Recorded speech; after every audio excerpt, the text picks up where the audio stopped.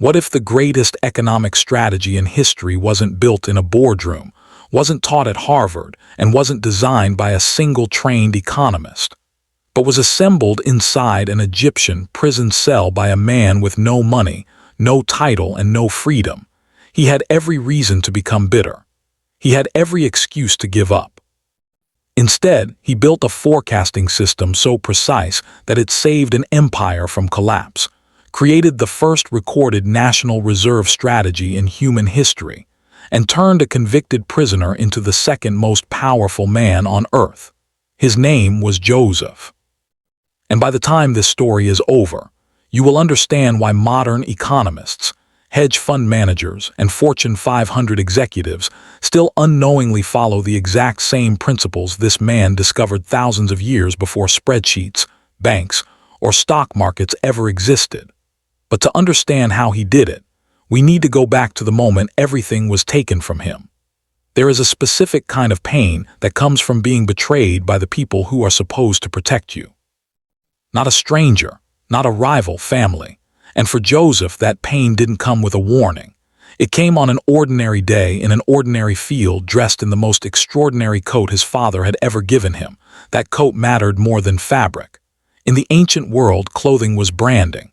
It was a public statement about status, favor, and future. When Joseph's father gave him a richly ornamented robe, he wasn't just giving a gift. He was making an announcement to everyone watching. This son is different. This son is favored. This son will lead. His brothers understood exactly what that meant, and they hated him for it. Not because Joseph was cruel, not because he was lazy. If anything, the opposite was true. Joseph was sharp, observant, and unafraid to speak his mind, even when his opinions were unwelcome. He had dreams, literal dreams, where his brothers' bundles of grain bowed down to his own. He told them about these dreams openly, without calculating how they would land. It was either remarkable self-belief or remarkable naivety, and in business, that line is thinner than most people admit. Here is the first pattern interrupt worth sitting with. Confidence without emotional intelligence is not leadership. It's a liability. Joseph had a vision for his future, but he broadcast it without reading the room, and the room turned on him. His brothers didn't just resent him. They conspired against him. They stripped him of that coat, the one symbol of his identity and favor, and threw him into a pit. Then, in one of the darkest business transactions recorded in ancient history, they sold their own brother into slavery for 20 pieces of silver. 20 pieces of silver. That was the market price they placed on their own blood. Joseph was taken to Egypt in chains. Everything he knew, his home, his language, his family, his identity, was erased in a single caravan ride across the desert. He arrived in a foreign land as property, sold to a man named Potiphar, an official in Pharaoh's court. Now, most people, understandably, would collapse under that kind of trauma. Most people would spend years in resentment, replaying the betrayal, waiting for someone to rescue them. Joseph did something different, and this is where the story stops being religious history and starts becoming a masterclass in strategic mindset. He got to work, not because he had hope of freedom, not because he expected reward. He worked with excellence because excellence was the only variable he still controlled. Scripture describes Joseph rising quickly through Potiphar's household, eventually being placed in charge of everything Potiphar owned. Think about what that actually means in practical terms. A foreign slave with no legal rights, no local network, no family name to lean on, became the operational manager of an elite Egyptian estate. That is not luck. That is a demonstrated ability to build systems, earn trust, and produce measurable results faster than anyone expected. This is the first lesson every entrepreneur watching this needs to internalize. Your circumstances do not define your value. Your output does. Joseph could have used slavery as an excuse for mediocrity. Instead, he used it as a controlled environment to prove his competence. Some of the most successful founders in modern history built their skill set in jobs they hated, under bosses who underestimated them, inside companies they didn't own. The job was never the point. The skill development was the point. But just as Joseph's story seemed to be turning upward, it collapsed again. Potiphar's wife falsely accused him of assault after he refused her advances, and Joseph was thrown into prison. Innocent, wrongly convicted. No trial in the way we would recognize one today. No appeal process. Just permanent confinement based on a lie. If there was ever a moment to give up completely, this was it. Betrayed by family, enslaved, falsely accused, imprisoned for doing the right thing. This is where most origin stories end in bitterness. This is not where Joseph's story ends. Here's a controversial opinion worth sitting with for a moment. Joseph's prison sentence was, unintentionally, the single greatest career accelerator of his life. Not because prison is good. It isn't. But because it placed him in proximity to two specific men who would change the entire trajectory of Egypt's future. Pharaoh's cupbearer and Pharaoh's baker, both imprisoned alongside him. This detail is almost always overlooked, and it shouldn't be, because it is one of the most important lessons in this entire story. Networking is not about chasing powerful people. It's about serving the people directly in front of you with such consistency that when opportunity arrives, they remember your name. Joseph didn't know these two men would matter. He simply noticed something was wrong with them one morning. Their expressions were troubled. Instead of ignoring it, the way most people avoid other people's problems, Joseph asked what was bothering them. They had both experienced strange, vivid dreams the night before and had no one to interpret them. Joseph listened. He interpreted both dreams accurately. The cupbearer would be restored to his position within 3 days. The baker would be executed within 3 days. Both predictions came true exactly as Joseph said. Before the cupbearer left prison, Joseph made a simple, direct request. Remember me. Mention my name to Pharaoh. Get me out of this place. And then, in one of the most quietly devastating lines in the entire narrative, the cupbearer forgot him, completely. For 2 full years, 2 years. Sit with that for a second. 2 years of waiting after doing everything right. 2 years of silence after being promised help. This is the part of the story that almost never gets told in leadership content because it isn't inspiring in the traditional sense. It's uncomfortable. It's real. Joseph did the right thing, built the right relationship, made the right ask, and still had to wait in obscurity for 2 more years with zero indication that anything was coming. This is the second major lesson, and it might be the most important one in this entire documentary. Preparation always precedes opportunity, but the gap between the two is rarely comfortable, and it is almost never on your timeline. Every founder who has ever built something meaningful has lived inside that gap. The version of you that gets the breakthrough is very often the same version of you that kept showing up during the silence. 2 years later, Pharaoh had a dream that no one in his entire kingdom could interpret. Not his priests, not his magicians, not a single advisor in the most resourced court in the ancient world could decode it. And that's when the cupbearer, finally, remembered. He told Pharaoh about a Hebrew prisoner who had accurately interpreted dreams 2 years earlier. Joseph was pulled from prison, shaved, given fresh clothing, and brought in front of the most powerful man alive. Pharaoh described his dream.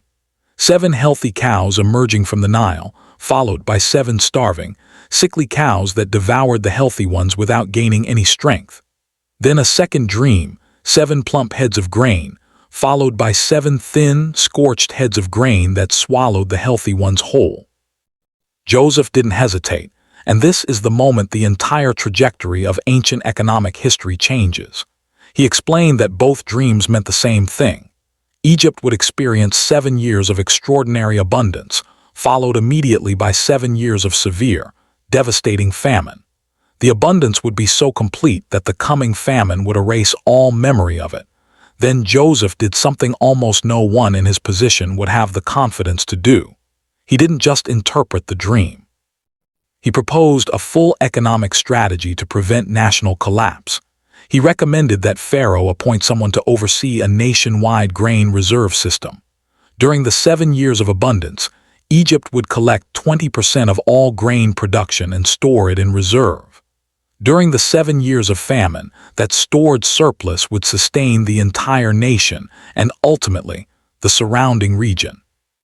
This is worth pausing on because what Joseph proposed is, in modern terms, one of the earliest recorded examples of macroeconomic forecasting combined with a national strategic reserve. He wasn't just a fortune teller predicting the future. He built an operational framework to act on that forecast before the crisis arrived. That distinction is everything.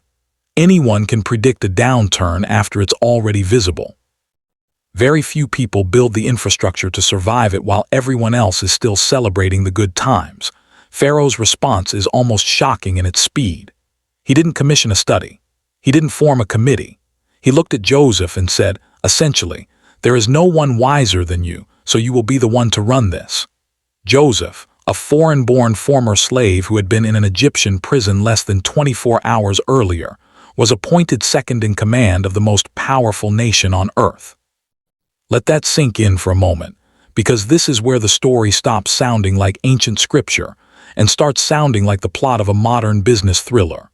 In a single day, Joseph went from convict to prime minister, not because of family connections, not because of inherited wealth, because he combined accurate forecasting with a credible, executable plan, delivered with clarity and confidence at the exact moment leadership was desperate for a solution. This is a pattern that repeats across every era of business history. The people who rise fastest during a crisis are rarely the loudest people in the room during calm times. They are the people who were quietly building competence in obscurity, so that when the crisis hit, they were the only ones ready with an actual plan instead of panic. Now here's where Joseph's genius becomes undeniable, because predicting a famine is one thing. Executing a 7-year national supply chain operation with primitive infrastructure, no digital records, no modern transportation, and no historical precedent to reference, is an entirely different level of difficulty.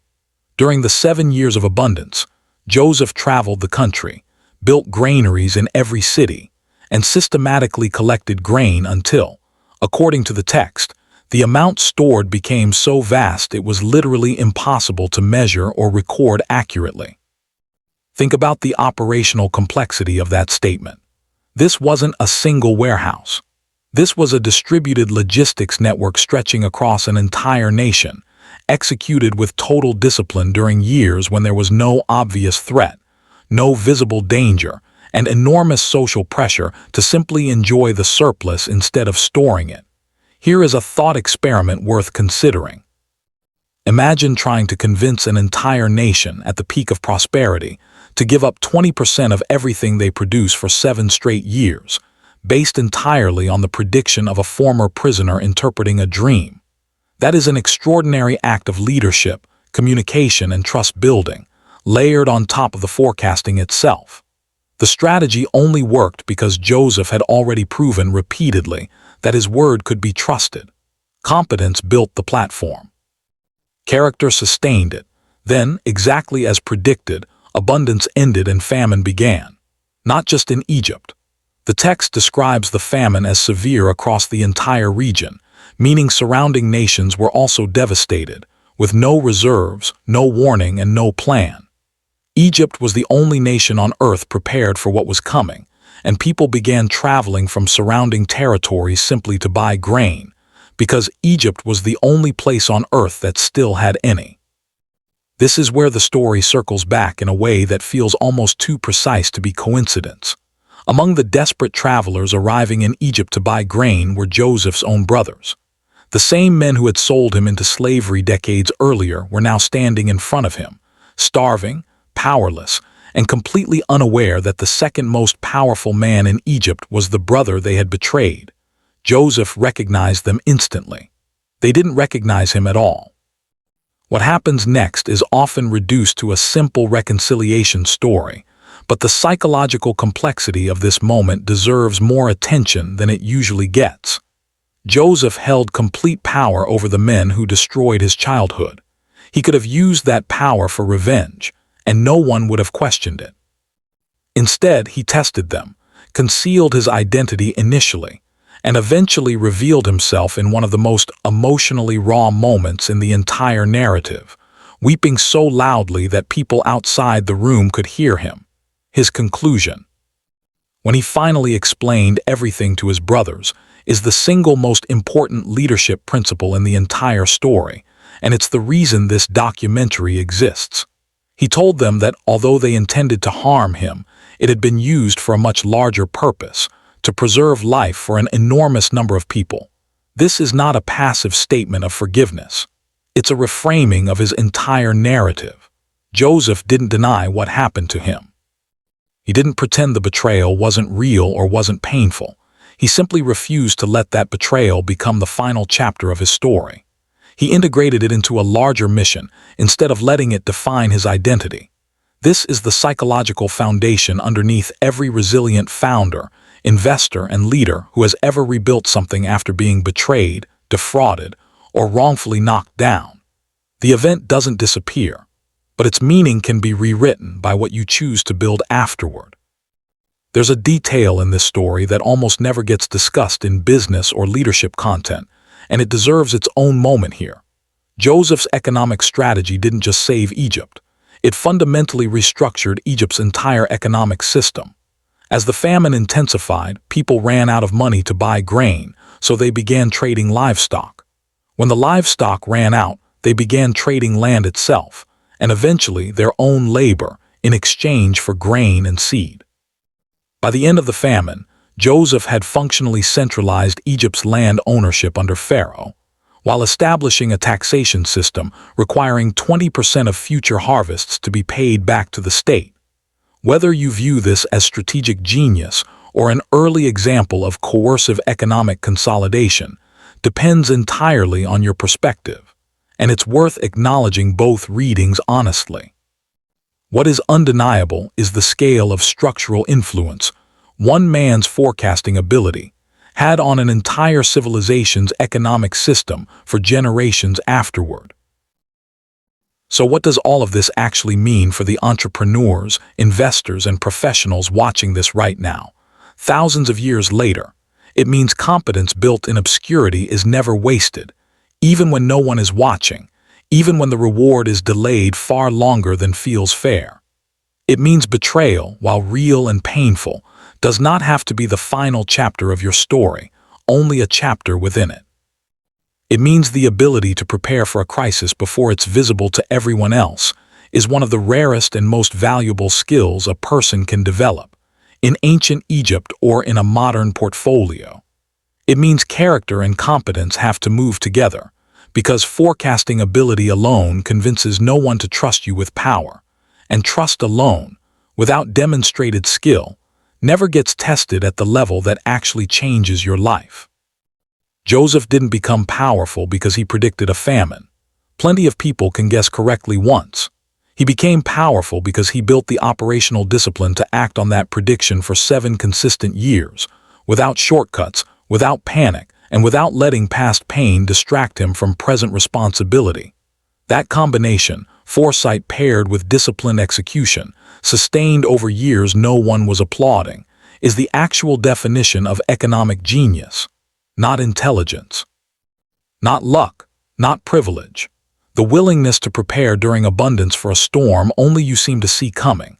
And Joseph wasn't the only figure in these ancient texts whose decisions quietly reshaped the economics of an entire civilization. The crisis Joseph had predicted years earlier was no longer an abstract possibility. It had become reality.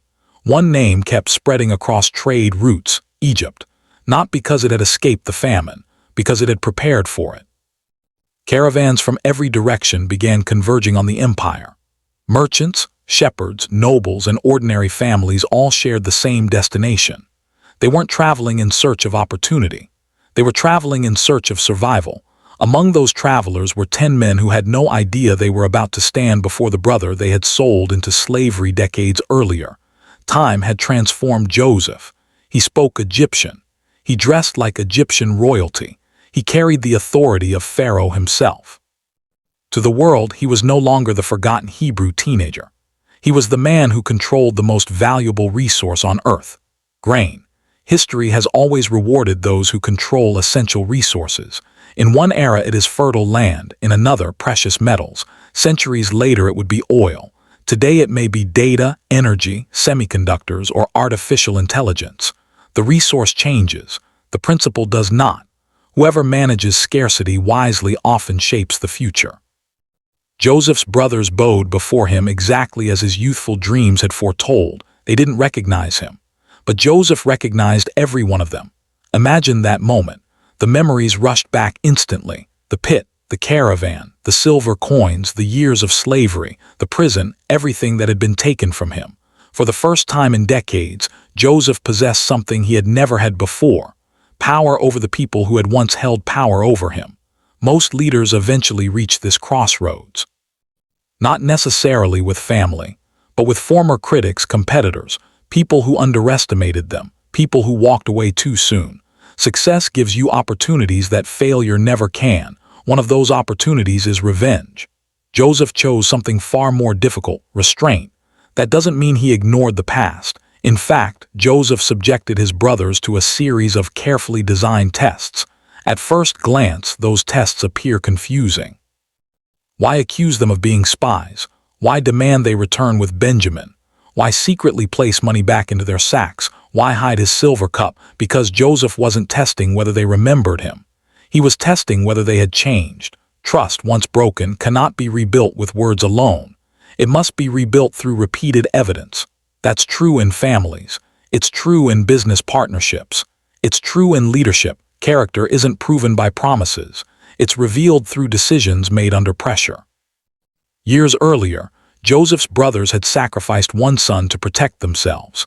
Now they faced another impossible decision.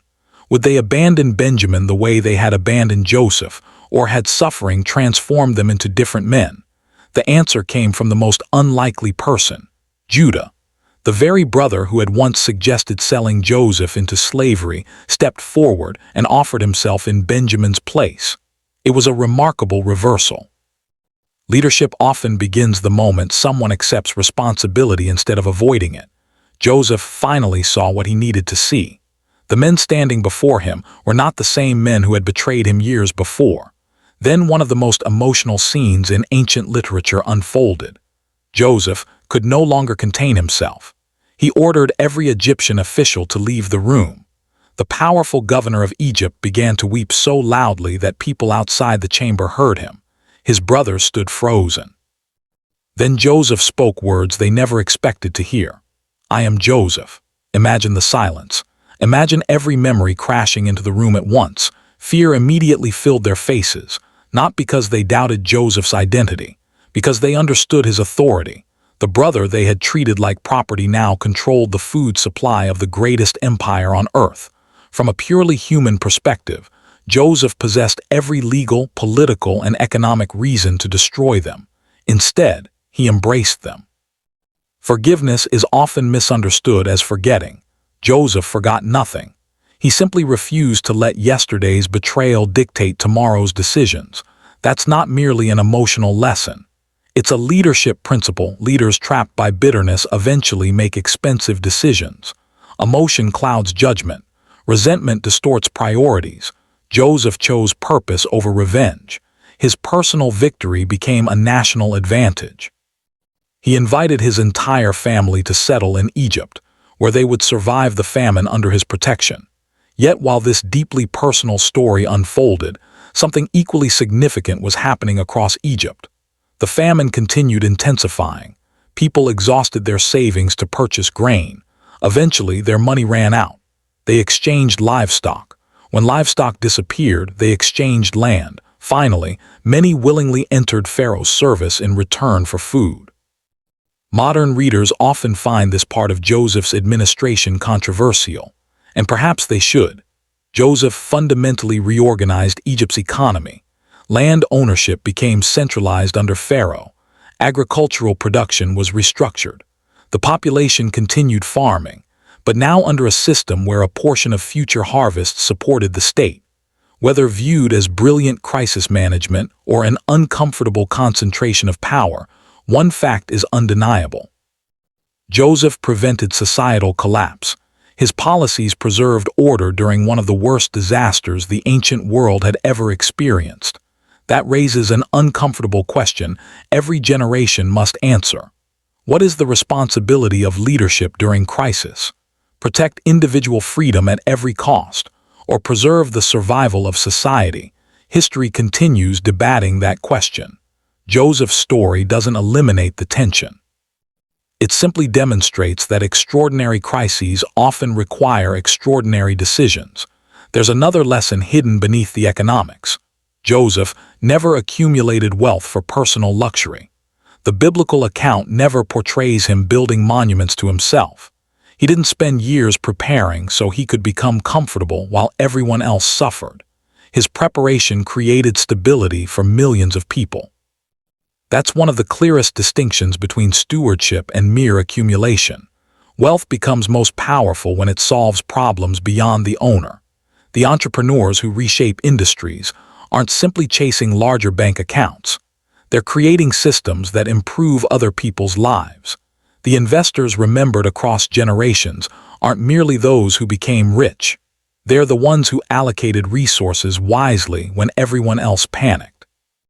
Joseph understood this centuries before modern business schools existed. Perhaps that's why his influence extends far beyond the pages of Scripture. Strip away the ancient clothing, the camels, the palaces, and the grain silos, and his principles still describe extraordinary leadership today.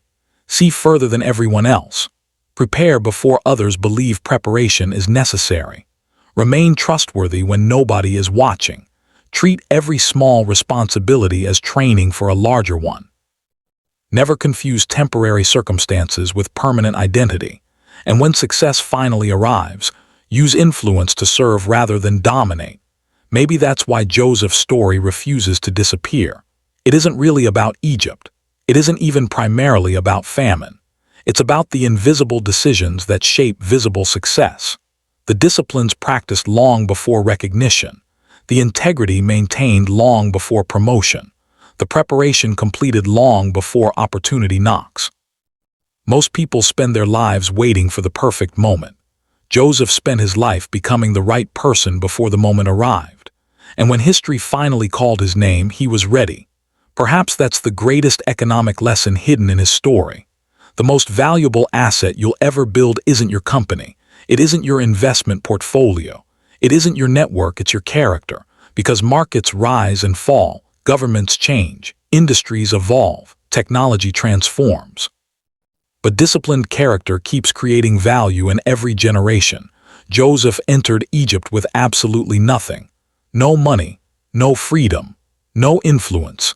Years later, he became the architect of the most successful economic rescue plan the ancient world had ever seen.